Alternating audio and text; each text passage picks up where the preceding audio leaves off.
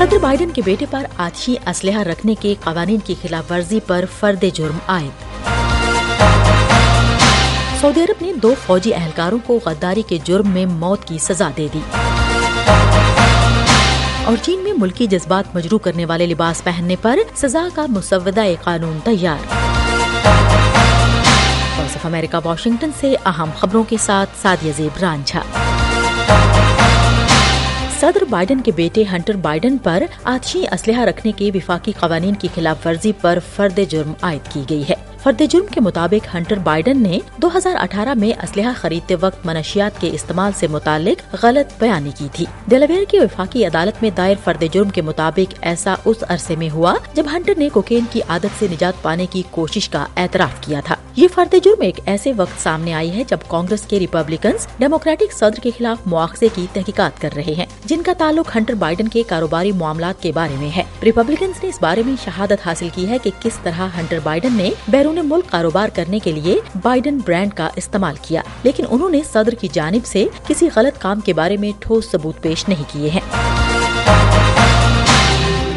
سعودی عرب کی وزارت دفاع نے 2 فوجی اہلکاروں کو پھانسی کی سزا دے دی ہے، جن پر دیگر جرائم کے علاوہ غداری کا الزام تھا۔ ان 2 افسران میں سے ایک پائلٹ اور ایک سارجنٹ میجر کو 2017 میں گرفتار کیا گیا تھا اور انہیں غداری اور قومی مفاد اور فوجی اعزاز کا تحفظ نہ کرنے کے الزام میں موت کی سزا سنائی گئی تھی۔ دونوں نے خود پر عائد کیے جانے والے الزامات کا اعتراف کیا۔ سعودی عرب میں 2021 میں بھی 3 فوجیوں کو پھانسی کی سزا دی گئی تھی، جن پر سنگین غداری اور دشمن کے ساتھ تعاون کا الزام تھا۔ سعودی عرب انسانی حقوق کے ریکارڈ پر بڑھتی ہوئی عالمی تنقید کی زد میں ہے۔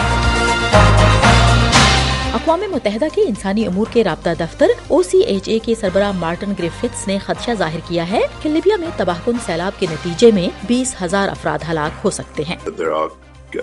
speculations about up to 20,000 may be dead, I believe. Geneva میں خطاب کرتے ہوئے گریفتھس نے لیبیا میں ہونے والے واقعات کو ایک المیہ قرار دیا اور کہا کہ ان کے دفتر نے علاقے میں ٹیمیں بھیجی ہیں۔ لیبیا کے حکام نے جمعے کے روز شہریوں کو سیلاب زدہ مشرقی شہر درنا میں داخل ہونے سے روک دیا تھا تاکہ تلاش کرنے والی ٹیمیں مٹی اور تباہ شدہ عمارتوں میں سے ان 10,000 افراد کو تلاش کر سکیں جو تاحال لاپتہ ہیں۔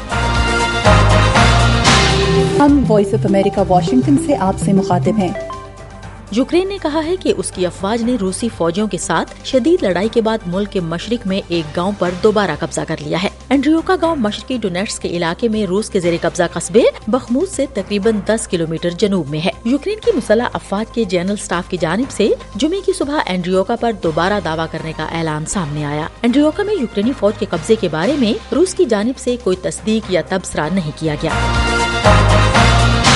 چین ایک ایسے قانون کا مسودہ تیار کر رہا ہے جس کے تحت ایسا لباس پہننے پر لوگوں کو سزا دی جائے گی جو چین کی روح یا جذبات کو مجروح کرتا ہو۔ انسانی حقوق کے علمبردار اس قدم کو آزادی اظہار کے خلاف بیجنگ کی جانب سے تازہ ترین پابندی قرار دے رہے ہیں۔ مسودے کے مطابق قانون کی خلاف ورزی کرنے والوں کو 5 سے 10 روز تک حراست میں رکھا جا سکے گا اور زیادہ سے زیادہ $687 تک جرمانہ کیا جا سکے گا۔ مجوزہ قانون کے خلاف آن لائن عوامی رد عمل نے اسے بہت زیادہ مداخلت اور مضحکہ خیز قرار دیا ہے۔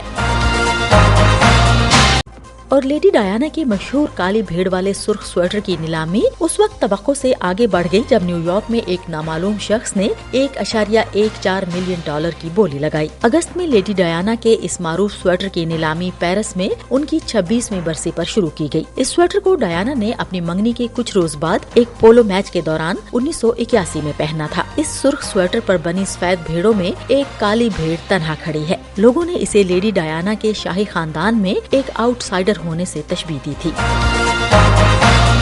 اس کے ساتھ ہی وائس آف امریکہ واشنگٹن سے اہم خبروں کا یہ بلیٹن اب ختم ہوتا ہے۔